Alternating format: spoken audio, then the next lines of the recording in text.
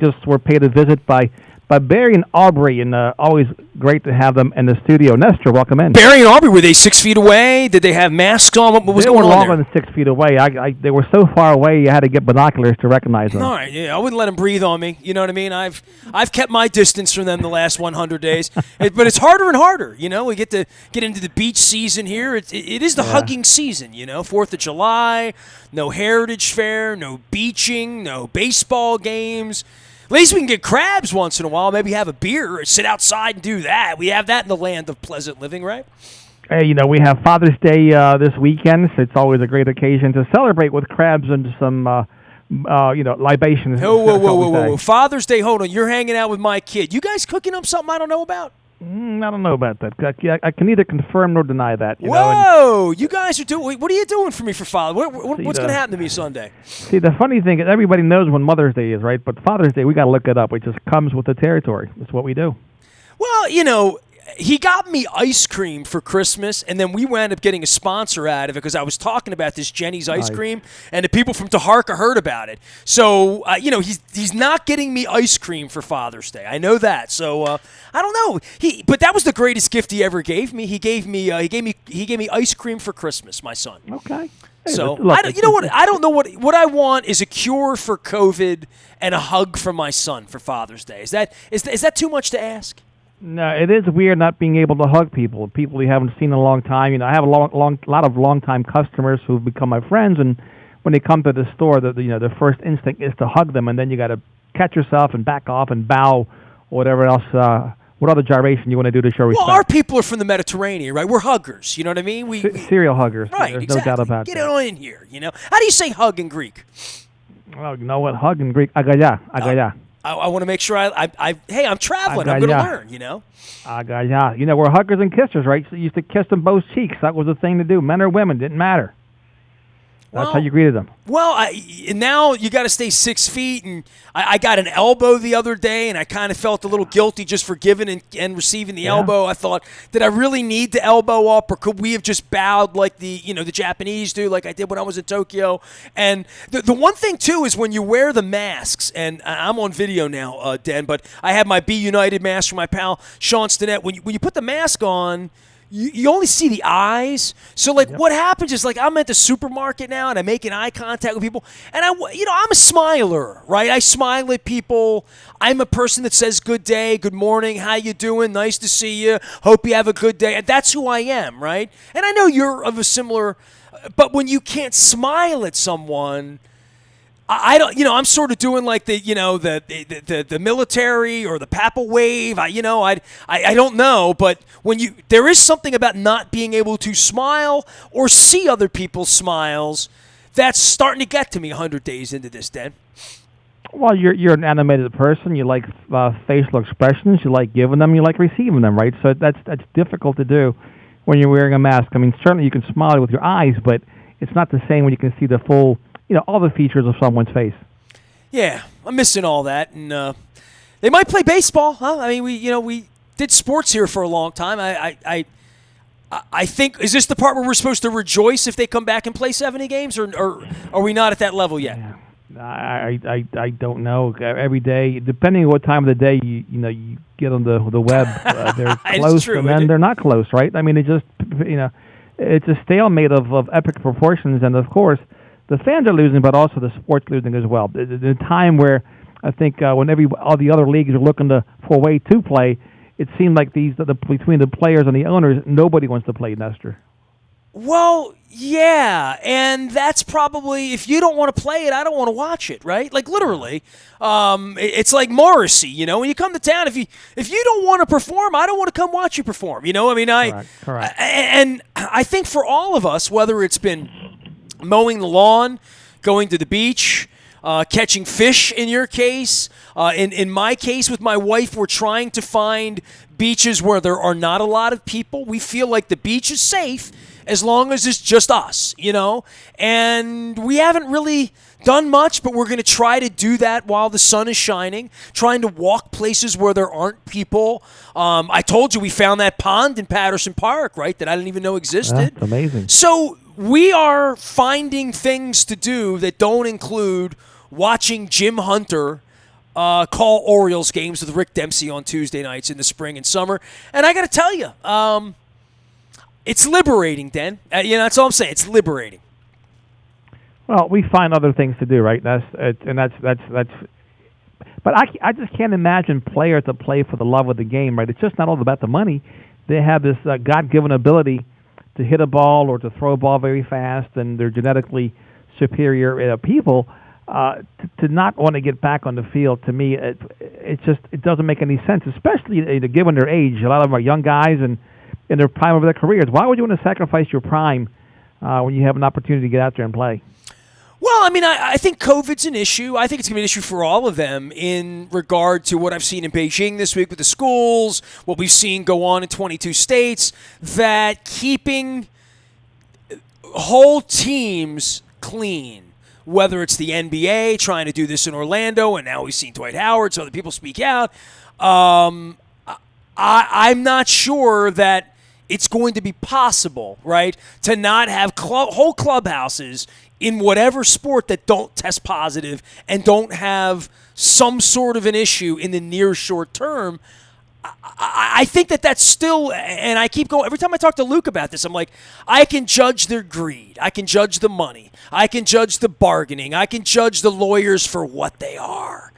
And, and the money for what it is, and how bad the TV executives want to do this, or how little John Angelos might want to do this, or how little somebody whose wife is diabetic wants their husband to go trying to fly off to Milwaukee. I don't know. I mean, I think there's a lot of complications above and beyond what's at face value for baseball, which is greed.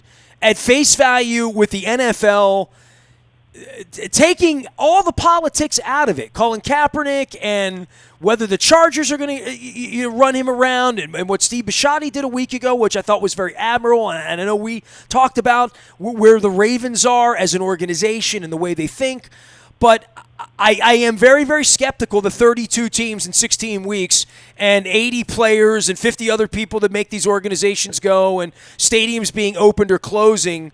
I think we're at a really critical point, Dan. You know what I mean? I think the next 6 or 8 weeks here, what teams are going to try to do, what sports are going to try to do, what our country is trying to do, what my wife and I are trying to do by running off to the beach, it's going to be challenged by science. And I hope that we're on the right end of it, and I hope that our expectations aren't too high right now. You know what I mean? I think we all have high expectations. It's part of our DNA, but I would just say I have some concerns. That's all.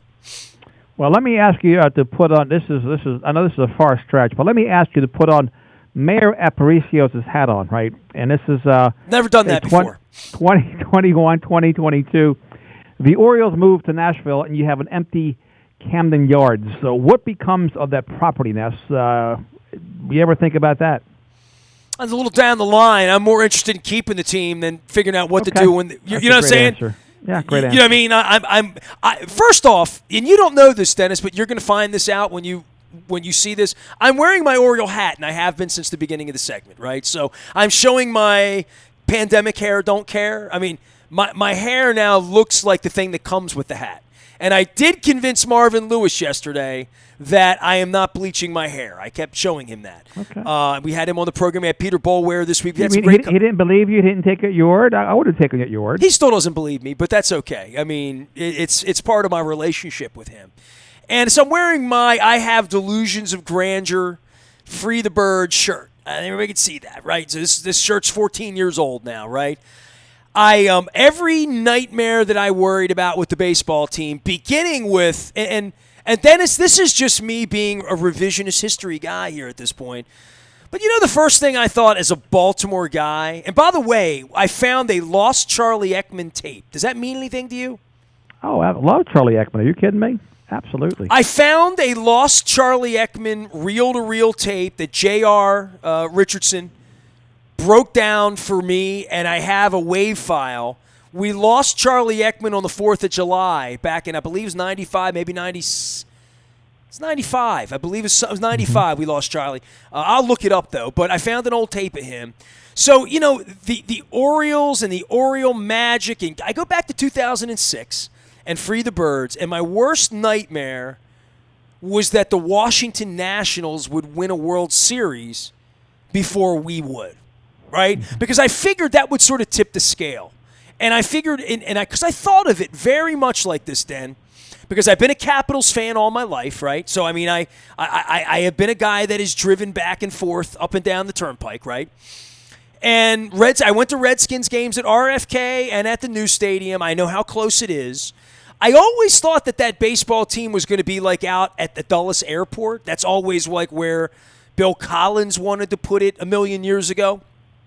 And I was so concerned about what would happen, if they became relevant, just mildly relevant, if the Washington Nationals took George Will and Larry King. Because, I thought like that at that time.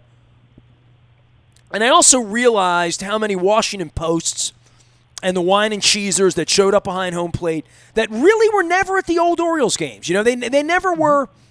You never went to Memorial Stadium and felt like people drove in from D.C. The minute it opened to Camden Yards, it felt like it was D.C.'s team. And they took 13 years cultivating that, and then they stole half of it. That became 80% of it. And I've always worried about what this would look like. What 2020 and 21 and 22, having seen baseball make it in San Diego because Tony Gwynn willed it in 1998, seeing baseball leave Montreal, seeing baseball never really make it in Miami and Tampa, sort of kind of in Denver, sort of kind of in Arizona where they won a championship. Denver was in a World Series, Colorado. And seeing places like Anaheim that became something even in the shadow of the Dodgers, right? And seeing the White Sox win a World Series, 15 years ago, right? And now seeing the Cubs do it. And seeing the Mets and the Yankees. I was at all of those World Series games, Dan. I went to those games, that Subway Series. I was syndicated then. Mike Bordick was involved in that series, right? Bobby Valentine, the whole deal. Denny Nagel. I was out partying with him and Jeter and Roger Clemens that night. So, I think about baseball and what it represented here and what it now represents here. And I don't know what happens then when they say we want X and Larry Hogan says, I'm leaving, you're getting Y. And you can deal with Peter Franchot or whoever the next person is going to be, right? And I don't know what Brandon Scott thinks about all this. And I don't know where the juice is, the political juice to bequeath the Angelos family and whatever conglomerate buys the Orioles the parking lot to put up Hammerjacks Part 2 or whatever, I don't know what's going to happen politically, but I know wherever we are right now, much like Coons Ford, much like WNST and Baltimore Positive, we're not anything if we're not getting up every morning, putting in the work, making the donuts, making things happen. And I don't know where the Baltimore Orioles are right now. And they feel like a team that looks like they want to leave Baltimore to me. Because if they wanted to stay in Baltimore, they'd be in here wearing an orange hat like I am right now, Den. Nope, I hear you. Well said and well put. And look, one day at a time. That's, you know what? We don't know what we're going to wake up to tomorrow. And hopefully they can figure it out and play some ball this year. We all want to see it. I always tell my wife, back in the day, I had a little kazoo. Nasty Nestor, in 93, 94, when I worked out of Lord Baltimore. And I would play the Something Magic Happened song on the kazoo. My crazy Aunt Clara, who passed a couple years ago, she played the kazoo. And she would send me a kazoo sometimes for the holidays and whatnot. Every year on my birthday, she would play the Happy Birthday on the kazoo. So I'm going to get a kazoo back in here, and this is the point every week where I'm going to play the bugle of Something Magic Happens Every Time You Go. We're trying to make the magic of Oriole baseball happen. So I will, a week from now, who knows? They might be playing baseball, they might not, right? Hey, either way, we'll talk about it. Obviously, a lot more if they're playing, and a lot less if they're not. Now that I've given up the political thing, I'm going to make the very, very obvious next move in my career. You know what that means, right? Yes, sir. Stand-up comedy. Stand-up comedy, Dad. That's where I'm going, bud. All right, we'll see you at Burke's, second floor, all right? All right, man. You got it. Stay well. That's now a ROFO, by the way. But appreciate your time as Sell always. my Stay well, soul right now if you could get me those onion rings, Dan. I'm not lying to you. All right, man. They're on their way. There he goes. Nestor J. Aparicio here, 1570 AM WNST. We'll be back right after this.